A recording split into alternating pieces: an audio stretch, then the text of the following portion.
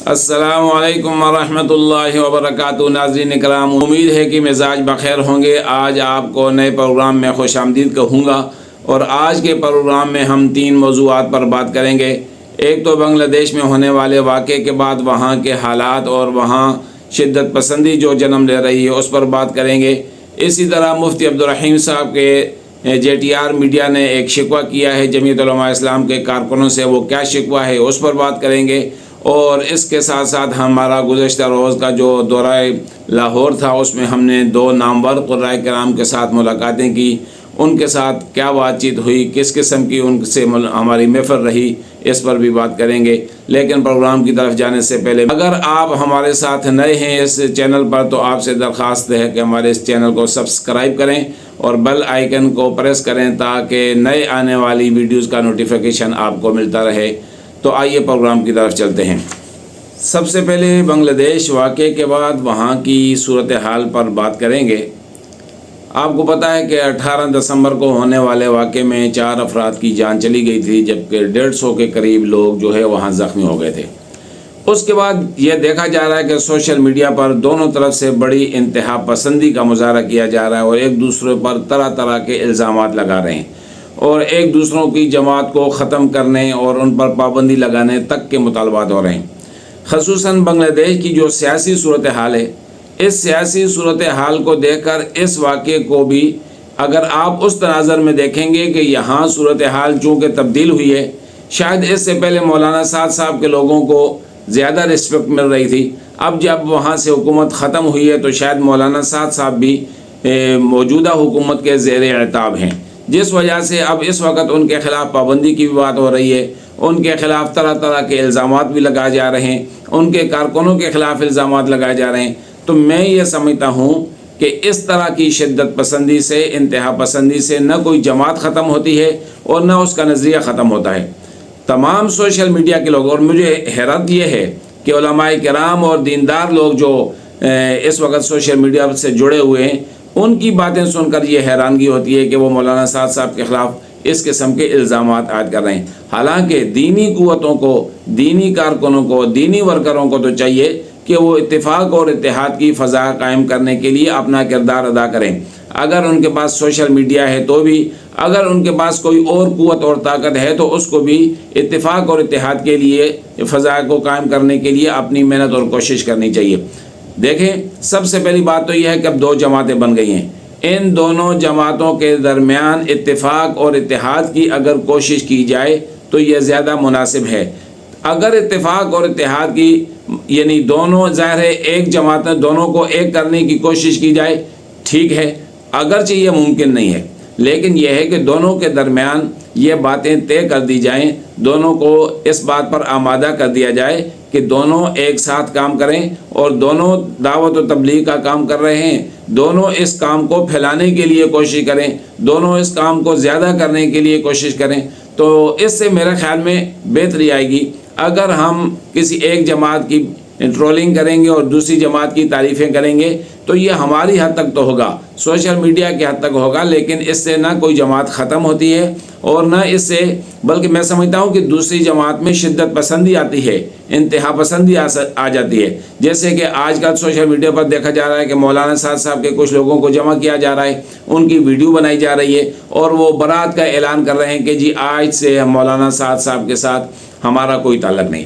عین ممکن ہے کہ اس واقعے کے بعد کچھ لوگ دل برداشتہ ہوئے ہوں، لیکن چونکہ میں بھی جن لوگوں کو جانتا ہوں جو مولانا سعد صاحب کے متعلق تبلیغی جماعت کے بڑے نیک لوگ ہیں، بڑے اعلیٰ ظرف کے لوگ ہیں، بڑے اچھے لوگ ہیں، پچھلے ویلاگ کے بعد بھی کچھ لوگوں نے میرے ساتھ بات کی، باقاعدہ میسیجز کیے اور مجھے معلومات دی کہ یہ سارے لوگ دین کی فکر، دین کے غم میں آئے ہوئے ہیں، اور کہاں کہاں سے اللہ نے ان کو اٹھا کر، کن کن گھرانوں سے ان کو اٹھا کر اللہ نے قبول کیا ہے۔ تو اب یہ جو فضا قائم کی جا رہی ہے، اس سے نہ ان دیندار لوگوں کی دل آزاری ہو رہی ہے، بلکہ یہ بھی خطرہ ہے کہ یہ کہیں دل برداشتہ نہ ہو جائیں اور دعوت اور دین کے کام سے دور نہ ہو جائیں۔ اور یقین جانیں اگر ایسا ہوا تو جہاں یہ انتشار پھیلانے والے لوگ اس کے ذمہ دار ہوں گے، سوشل میڈیا پر بیٹھ کر غلط ٹرولنگ کر کے، غلط رہنمائی کر کے، غلط باتیں کر کے، یہ لوگ بھی پھر اس کے ذمہ دار ہوں گے۔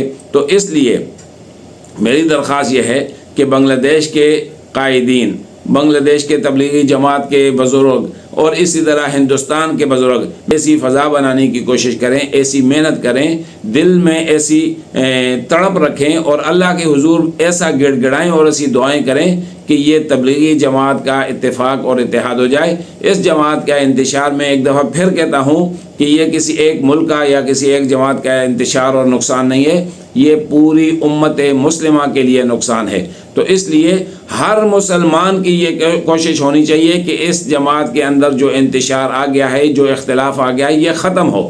اور اگر یہ خدا نخواستہ ختم نہیں ہو سکتا تو پھر بھی ان دونوں جماعتوں کے کارکن اپنے اصل مقصد پر آئیں، دعوت پر آئیں، تبلیغ پر آئیں، لوگوں کو دین کی دعوت دینے کی طرف اور لوگوں کو دین سکھانے کی طرف آئیں، بجائے اس کے کہ ایک دوسرے کے مقابلے میں آئیں، تو اس سے انتشار پیدا ہوتا ہے۔ تو میری تمام ساتھیوں سے درخواست ہے، تمام بزرگوں سے درخواست ہے کہ اس انتشار کو اتفاق اور اتحاد میں بدلنے کے لیے اپنا اپنا کردار ادا کرنا چاہیے، نہ کہ ہمیں منفی کردار ادا کرنا چاہیے۔ اللہ رب العزت میری دعا ہے کہ اس جماعت کی حفاظت فرمائے، اس کو یکجا فرمائے اور اس کو پورے عالم میں دین پھیلانے کا ذریعہ بنائے۔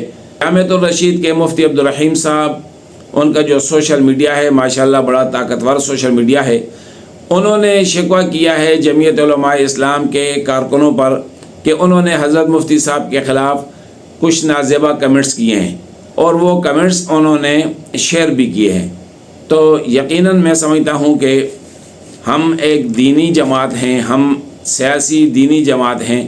تمام دینی جماعتوں کو، تمام سیاسی جماعتوں کو اس بات کا خیال رکھنا چاہیے کہ ہمارا دین جو ہے ہمیں اخلاق سے سکھاتا ہے، اور ہمارے دین میں سب سے بنیادی جو چیز ہے وہ اخلاق ہے، دین اسلام سے تعلق ہے۔ تو پھر ہمیں بھی اپنے اخلاق درست کرنے چاہیے۔ یہ بات درست ہے کہ جب آپ سوشل میڈیا پر بیٹھے ہوتے ہیں اور آپ کو نظر آ رہا ہے کوئی چیز غلط، تو آپ کا دل چاہتا ہے کہ آپ اس کو سخت جواب دیں، لیکن حقیقت یہ ہے کہ میں خود ان چیزوں سے دوچار ہوا ہوں کہ سخت جواب کا فائدہ کبھی نہیں ہوا، نقصان ضرور ہوتا ہے۔ تو اس لیے میرا خیال ہے کہ مفتی صاحب کے جو سوشل میڈیا نے شکوہ کیا ہے، جمعیت علماء اسلام کے کارکنوں کو چاہیے کہ وہ، اگر ہم کسی پر اعتراض بھی کرتے ہیں تو ٹھیک ہے، یہ ہمارا حق ہے، لیکن سب و شتم نہیں ہونی چاہیے، کسی کی دل آزاری نہیں ہونی چاہیے، کسی کی توہین نہیں ہونی چاہیے۔ اور میں سمجھتا ہوں مفتی عبدالرحیم صاحب نے لفظاً تو کافی نرمی دکھائی ہے،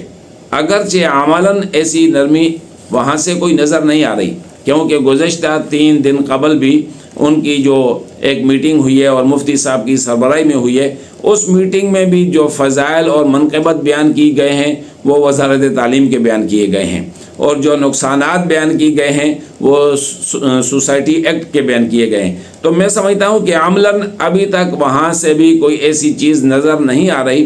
مفتی صاحب نے یہ اعلان ضرور کیا ہے کہ 5-10 سال ہمارا انتظار کیا جائے، اگر ہم کامیاب ہو جائیں تو ادارے ہمارے ساتھ الحاق کریں، ورنہ نہ کریں۔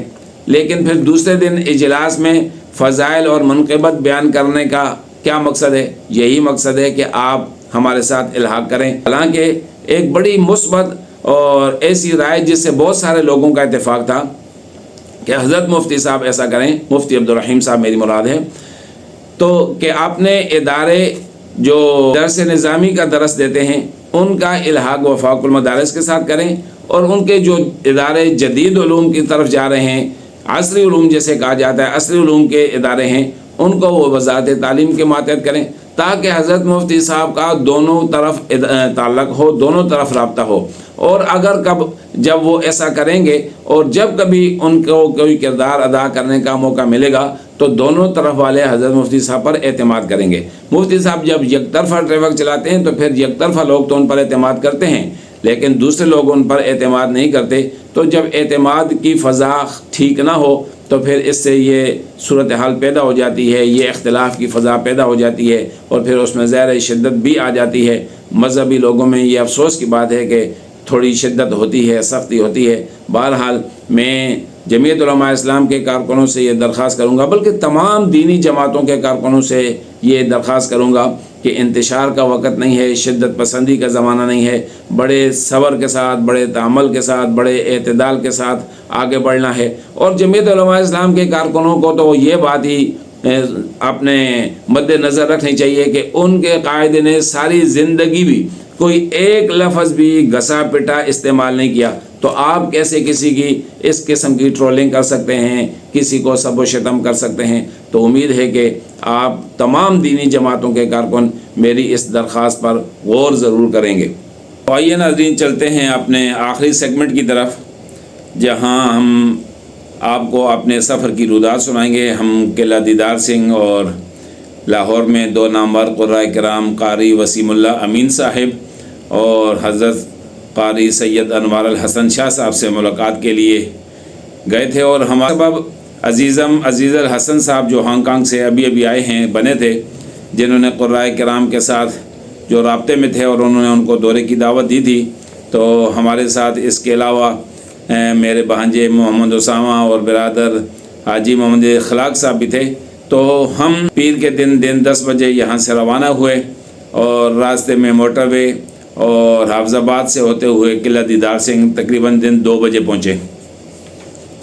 वहाँ हमारे बिरादर भाई कारी वसीमुल्लाह अमीन साहब ने वफ़द का भरपूर अंदाज से इस्तकबाल किया। और चूँकि कारी साहब सरकारी प्रोग्रामों में जाते हैं, सरकारी इदारों के साथ मुतअल्लिक़ हैं, राब्ते में रहते हैं, तो उनको पता है कि मेहमानों का इस्तकबाल कैसे किया जाता है, प्रोटोकॉल। तो अल्लाह ताला जज़ाए खैर अता फरमाए कारी साहब को कि उन्होंने बड़ा भरपूर अंदाज से हमारा इस्तकबाल किया। हम पहुँचे तो कारी साहब के इदारे जामिअतुल अमीन में शोबा हिफ्ज़ व नाज़रा और शोबा तजवीद की क्लास चल रही थी। तो हमने बहरहाल पहुँचकर पहले तो ज़ोहर की नमाज़ अदा की, उसके बाद हज़रत कारी साहब के तरफ से जो ज़ोहराना था उसमें शिरकत की। और पुरतकल्लफ़ ज़ोहराने के बाद हम शोबा मदरसे में बैठ गए और शोबा तजवीद की जो क्लास थी कारी साहब ने उनको बुलाया। चूँकि हमारा तो इस पेज पर हमारा पसंदीदा मशग़ला है कुरान करीम की तिलावत सुनना और सुनाना और शेयर करना, तो साथियों ने क़ुराए किराम जो है कारी साहब ने अपनी शोबा तजवीद की क्लास को बुलाया। जो तलबाए किराम थे उनसे तिलावत सुनी। माशाअल्लाह कारी साहब अल्हम्दुलिल्लाह बड़े अच्छे अंदाज से मेहनत कर रहे हैं और मुझे खुशी इस बात पर हुई। और मैं समझता हूँ कि हमारे दीनी इदारों में इस मिजाज के उस्ताद होने चाहिए। कारी साहब माशाअल्लाह बड़े धीमे अंदाज के साथ और बड़े अच्छे अंदाज के साथ तलबाए किराम के साथ भी और छोटे बच्चों के साथ भी जो बड़ी शफ़क़त और मोहब्बत से पेश आते हैं, जिसकी वजह से उनके तलबा में और उनके बच्चों में, उनके शागिर्दों में किसी किस्म की झिझक हमें नज़र नहीं आई। वो अपने उस्ताद के साथ उसी के तर्ज पर, उसी के अंदाज़ पर कुरान करीम तिलावत करते हैं। और आपने हमारे पेज पर तिलावत उनकी कुछ चंद आयात सुनी होगी, कारी साहब की भी मैंने तिलावत नशर की है, आपने सुनी होगी। इंशाअल्लाह मौका मिला तो वो वीडियोज़ मेरे पास मौजूद हैं, उनको भी शेयर करूँगा। तो बहरहाल कारी साहब के इदारे को देखकर बड़ी खुशी हुई कि कारी वसीमुल्लाह अमीन साहब एक इदारे के साथ लगे हुए हैं, बच्चों को तजवीद पढ़ा रहे हैं और मज़ीद एक उस्ताद रखा हुआ है जो हिफ्ज़ व नाज़रा की क्लास को भी बड़े आसान अंदाज से चला रहा है। नमाज असर का वक्त हुआ। नमाज असर पढ़ने के बाद कारी साहब हमें बाहर जो उन्होंने 1 कनाल ज़मीन ख़रीदी है जहाँ मस्जिद और मदरसे की तामीरात जारी थी, इस वक्त मस्जिद की तामीरात हैं जो एक हाजी साहब कर रहे हैं। अल्लाह ताला उनके जान माल रिज़्क़ में बरकत अता फरमाए। उसके बाद इंशाअल्लाह मदरसा की तामीरात भी शुरू होंगी। तो कारी साहब की ये जगह देखी और दिली खुशी हुई कि माशाअल्लाह मज़ीद तरक्की भी हो रही है। तो उसके बाद हम वापस आए नमाज मगरिब के लिए। फ़ौरन बाद उन्होंने हमें इशाया दिया और बड़ा पुरतकल्लफ़ देसी मुर्गी के साथ और देसी मछली के साथ बड़े अच्छे अंदाज से अल्लाह ताला हज़रत कारी साहब को जज़ाए खैर अता फरमाए। इशाइये के बाद कारी साहब का चूँकि गुजरावाला में प्रोग्राम था, जहाँ एक महफ़िल क़िराअत थी, जहाँ बड़े बड़े अकाबिर उलमा किराम मौलाना ज़ाहिद और रशीद साहब, पीर मुफ्ती मोहम्मद हसन साहब और दीगर हज़रात तशरीफ़ लाने वाले थे। तो वहाँ उन्होंने जाना था। तो फिर हमारे वफ़द के जो 2 नौजवान थे, मोहम्मद उसामा और अज़ीज़ अल हसन, उनको उनके साथ किया और मैं और हाजी साहब पीछे रह गए। यहाँ हमने थोड़ा आराम किया। ये तीनों हज़रात फिर रात 11 बजे वापस आए। माशाअल्लाह कारी साहब ने हमारे लिए रात का बड़ा अच्छा इंतज़ाम किया हुआ था। अल्लाह ताला जज़ाए खैर अता फरमाए। सुबह तकरीबन 7:30 बजे कारी साहब बड़ा पुरतकल्लफ़ नाश्ता लेके आ गए। फिर हमने नाश्ते से लुत्फ़ अंदोज़ हुए। उनके साथ एक मौलाना साहब थे जो चावल का काम करते हैं। تو انہوں نے پھر بڑا اصرار کیا جی کہ آپ دن کا کھانا ہمارے ساتھ کھائیں، لیکن چونکہ ہم نے لاہور بھی جانا تھا اور لاہور سے ہم نے واپسی بھی کرنی تھی، تو پھر ہم نے ان سے بڑی معذرت کی، ان کا بڑا اصرار تھا، لیکن ہم نے ان سے یہ کہا کہ انشاءاللہ یہ آپ کا ادھار ہے، اگلے جب پروگرام ہوگا تو انشاءاللہ ضرور آپ سے ملاقات ہوگی۔ اس کے بعد پھر ہم تقریباً 9:30 بجے روانہ ہو گئے لاہور کے لیے۔ دن 12 بجے جو قاری صاحب قاری انوار الحسن شاہ صاحب نے ہمیں لوکیشن بھیجی تھی اپنے گھر کی، ہم وہاں پہنچ گئے۔ انوار الحسن شاہ صاحب کے ساتھ ہماری پہلی ملاقات میرے والد محترم استاد الحفاظ حافظ زمرد خان رحمہ اللہ کے انتقال کے بعد جو پہلی محفل حسن قرات ہمارے قدیم ادارے مدرسہ خدام الدین میں ہوئی تھی، اور اس کا انعقاد قاری اخلاق مدنی صاحب اور اس وقت ان کے والد بزرگوار اور میرے والد محترم کے استاد قاری محمد امین صاحب فاضل دارالعلوم دیوبند حیات تھے، انہوں نے اور مولانا طلحہ رحمانی صاحب نے مل کر کیا تھا۔ اس وقت قاری انوار الحسن صاحب کی عمر 23-24 سال تھی، لیکن میں یہ سمجھتا ہوں کہ قاری انوار الحسن صاحب نے اس محفل میں جو تلاوت فرمائی، حسن قرات 7 اکتوبر 2000 میں یہ محفل حسن قرات ہوئی تھی، اس میں بہت اچھی تلاوتیں ہوئی تھی۔ قاری عطاء الرحمن عابد صاحب کی بہت اچھی تلاوت تھی، قاری ادریس آصف صاحب کی بہت اچھی تلاوت تھی، قاری احسان اللہ فاروقی صاحب اور قاری انوار الحسن صاحب جو ان 2 حضرات نے کمال کیا تھا۔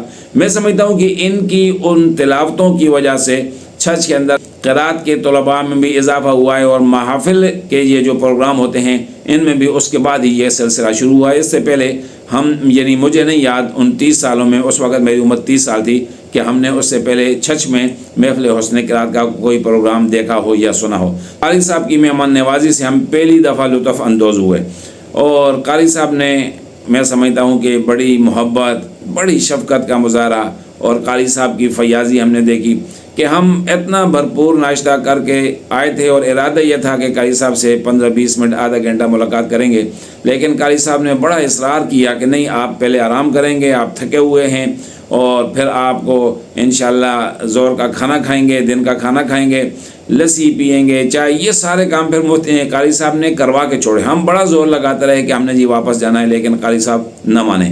اور پھر اس کے ساتھ ساتھ قاری صاحب نے ہمیں جو ان کا ایک برانڈ ہے خوشبو کا، عود الانوار، بڑی لاجواب ان کی خوشبو ہے، اور قاری صاحب نے وفد کے اعزاز میں یہ عود الانوار پیش کیا۔ تو میں یہ سمجھتا ہوں کہ بڑی خوبصورت اور بڑی میٹھی، جیسے قاری صاحب کی آواز میٹھی ہے، یہ عطر بھی اسی طرح میٹھی ہے، اور زیادہ تیز نہیں ہے، بڑی دھیمی ہے، بڑی اچھی خوشبو ہے۔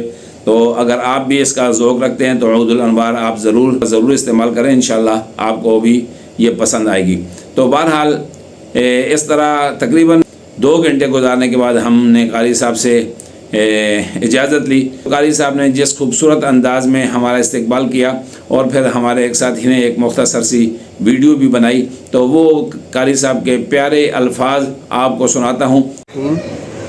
نحمد و صلی علی رسول کریم۔ میرے لیے بڑی خوشی کی بات ہے کہ میرے بہت پرانے اور دیرینہ دوست قاری ہارون رشید صاحب اور ان کے بہت ہی بہترین ان کے داماد بھائی عزیز الحسن صاحب، اور پھر بھائی اسامہ صاحب، اور پھر اس طرح اور بھی ساتھی ہیں، حاجی اخلاق صاحب، یہ حضرات جو ہے نا میرے یہاں تشریف لائے، اور مجھے ان کو ان کی دعوت طعام کرنے کا مجھے موقع ملا، اور گو کہ ان کے شاہ نشان تو نہیں ہو سکا، لیکن یہ ہے کہ مجھے خوشی ہے کہ لاہور تشریف لایا اور میرے ساتھ جو ہے وہ میرے گھر کی چھت پہ بیٹھے ہیں جی۔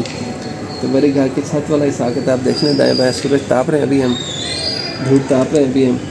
تو بھائی عزیز الحسن صاحب جو ہے نا، وہ ان سے اور ان کے والد صاحب سے تو بہت پرانا تعلق ہے۔ بھائی ہارون رشید صاحب سے تو سن 2000 سے تعلق ہے، اور الحمدللہ تعالیٰ اسی طرح یہ جو علاقہ سلیم خان اور حضرو یہ علاقہ ہے، یہ ویسے بھی قرآن کریم اور دین کے حوالے سے بہت زیادہ زرخیز علاقہ ہے، اور میرا بھی بہت بار جانا ہوا ہے۔ یہاں بہت سے دوست ہیں میرے جن میں سر فہرست قاری ہارون رشید صاحب، عزیز الحسن صاحب، اور اس طرح بھائی اسامہ، اور اس طرح باقی لوگ ہیں۔ تو الحمدللہ تعالیٰ مجھے بڑی خوشی ہے کہ آپ یہ حضرات تشریف لائے۔ میں آپ حضرات کو بہت شکریہ ادا کرتا ہوں کہ آپ لوگوں نے مجھے اس قابل سمجھا کہ میرے پاس تشریف لائے۔